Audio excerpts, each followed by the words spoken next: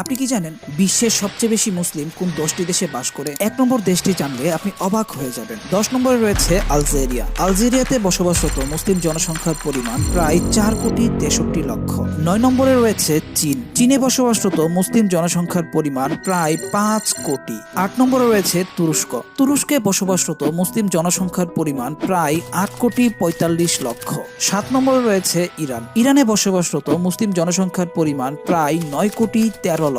6 নম্বরে রয়েছে মিশর। মিশরে বসবাসরত মুসলিম জনসংখ্যার পরিমাণ প্রায় 11 কোটি। 5 নম্বরে রয়েছে নাইজেরিয়া। নাইজেরিয়াতে বসবাসরত মুসলিম জনসংখ্যার পরিমাণ প্রায় 11,40,00,000। 1 থেকে 4 নম্বর দেশগুলো জানার আগে আপনি মুসলিম হয়ে থাকলে চ্যানেলটি সাবস্ক্রাইব করুন। 4 নম্বরে রয়েছে বাংলাদেশ।